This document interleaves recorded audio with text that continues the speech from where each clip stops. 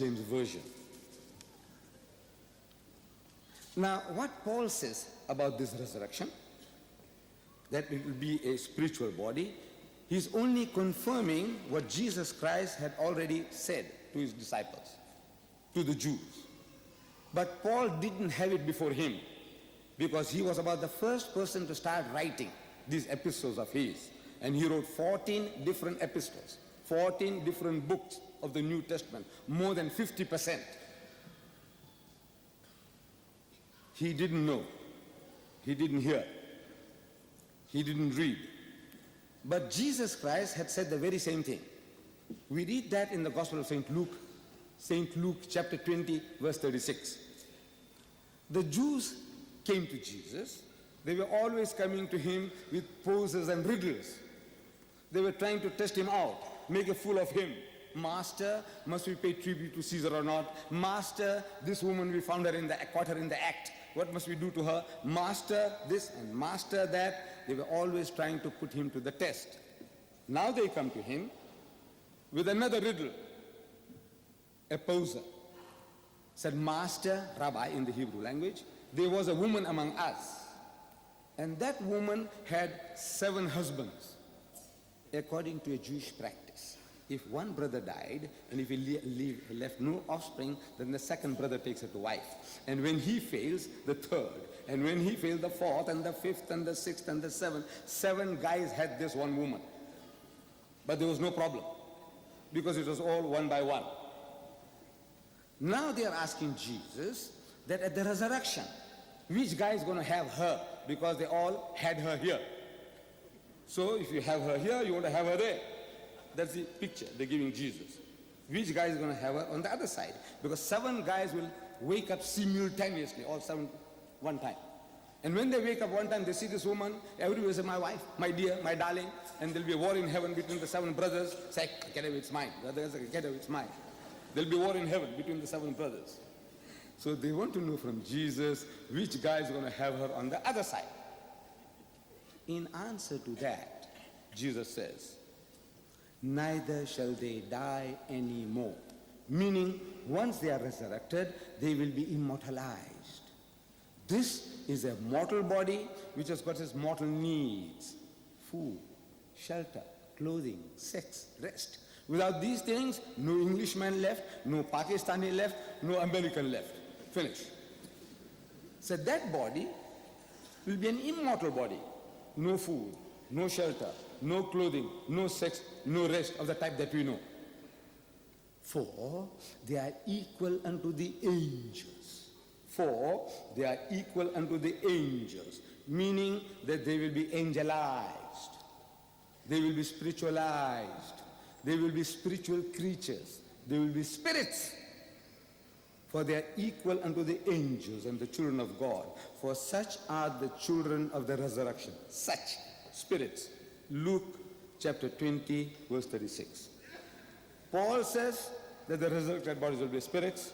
Jesus says the resurrected bodies will be spirits. I say the resurrected bodies will be spirits. I want to find a single dissenting voice here in this great hall to say that they believe that the resurrected bodies will not be spiritualized, it will be physical resurrection. Before I proceed, I want to get 100% acceptance from each and every one of you that the resurrection will be spiritual as Paul says, it will be spiritual as Jesus says. Not this body. You all agree? Is there any dissenting voice? Yes? What do you say?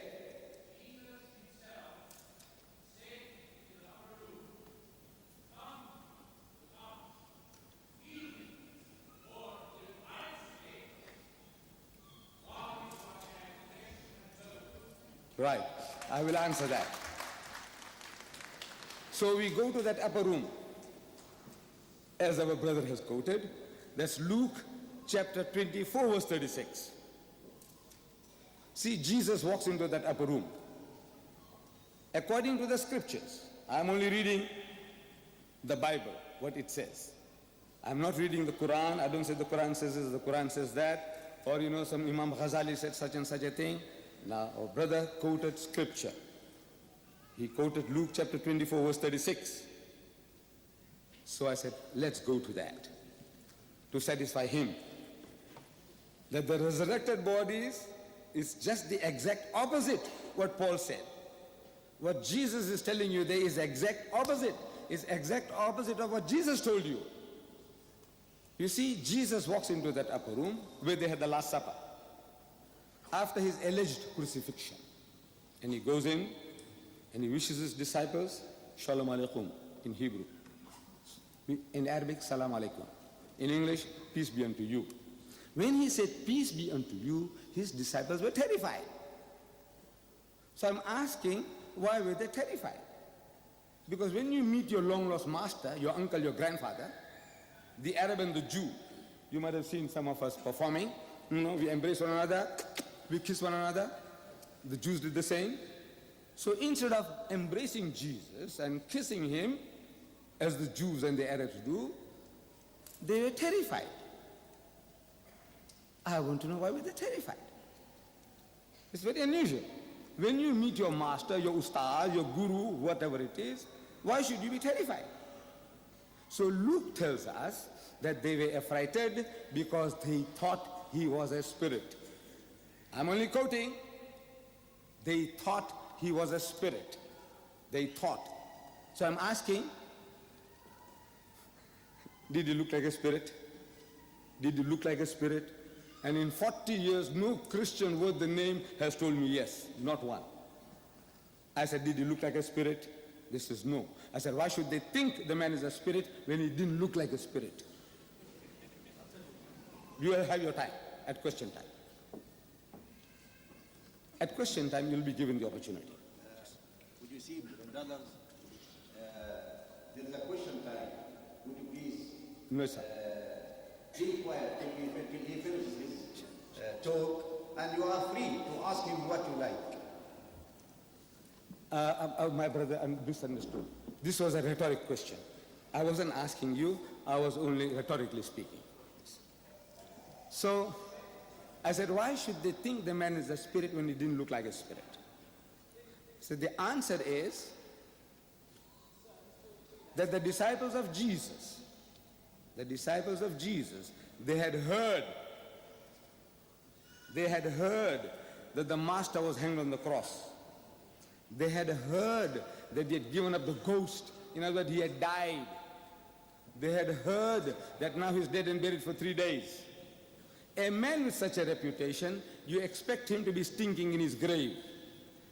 Such a person, when you see, naturally you are terrified. It's a natural reaction, because Mark chapter 14, verse 50, he tells us that at the most critical juncture in the life of Jesus, فَتَرَكَهُ الْجَمِيعُ وَهَرَبُوا, and that they all forsook him and fled. They were not there. They were not eyewitnesses or your witnesses to the happenings. All, I'm asking the Englishman, does all mean all in your language? He said yes. I asked the Zulu in my country, does bonke mean bonke in your language? He said yes. I said, you Afrikaner, does almal mean almal in your language? He said yes. Does kulli mean kulli in your language, you Arab? He said yes. So that they were not there. That's what Mark tells us. So because their knowledge was from hearsay, they had heard about a man dead and buried for 3 days, they expect him to be stinking in his grave. So when you see such a man, naturally you are terrified. So Jesus wants to assure them that is not what they're thinking. They're thinking he's come back from the dead, resurrected. So he says, Unzuru ila yadayya wa rijlayya. Says, behold my hands and my feet. Inni ana huwa, that it is I myself. I'm the same fellow man. Damn fools, what are you afraid of him for? Husuni wanzuru, handle me and see. فَإِنَّ الرُّوحَ لَيْسَ لَهُ لَحْمٌ وَإِزَامٌ. For a spirit has no flesh and bones, as you see me have. And they felt him, and they believed not for joy. I'm only reading. And they believed not for joy, means that they were overjoyed and wondered, what happened, man? We thought the man was dead and buried. So he says, أَإِنْدَكُمْ هَاهُنَا طَعَامٌ. Have you here anything to eat? فناولوه جزءا من سمك وشيئا من شهد عسل فأخذ وأكل قدامه. And they gave him a piece of broiled fish and a honeycomb, and he took it and he ate in the very sight. To prove what? That he's resurrected? To prove that you got flesh and bones, you eat food. What is he proving? That he is a spiritual body? Are these the needs of a spiritual body? Paul says no. The resurrected body will be spiritual. Jesus says I'm physical. I'm asking the Englishman, because I understand English better than other languages, I said, please tell me in your language, if somebody tells you that because I have flesh and bones, me, I'm not a spirit, I'm not a ghost, I'm not a spook. Is that what it means in your language? I said, because I have flesh and bones, I'm not a spirit, I'm not a ghost, I'm not a spook. Is that what it means in your language? He says, yes. I said, in other words, he's telling you that the body that you're seeing, it is not a translated body, it is not a metamorphosed body, it is not a resurrected body. Because you will be given a chance, because the resurrected bodies get spiritualized. Who says so? I said, Paul. Who says so? I said, Jesus. Now you contradict them. Contradict Paul that, look, Paul, you got it all wrong. Now, Paul had a reason for believing that Jesus was resurrected spiritually. The reason is that he was on the Damascus road. He was persecuting the early Christian. And on the Damascus road, he sees a vision. Great light, and he hears a voice. In the book of Acts, chapter 9, verse 7, chapter 22, verse 9, chapter 26, verse 14, you read there about this incident. In this vision, he sees a great light and he hears a voice calling him in the Hebrew tongue, Saul, Saul, why persecutest thou me? Why kickest thyself against the pricks? Saul, Saul. That was his name. But of course, our Latinized brethren, the Greeks, they turned it into Paul. See, St. Paul's Cathedral, it should be St. Saul. Saul was his name, but for complexes that people suffer from, subject people, they change Paul, Saul to Paul, they Simon, Cephas to Peter, you see. However, that is not the point here. The fact is, he tells us that the people that were with him, they heard the voice, but they didn't see anybody. So this was the vision that Paul had.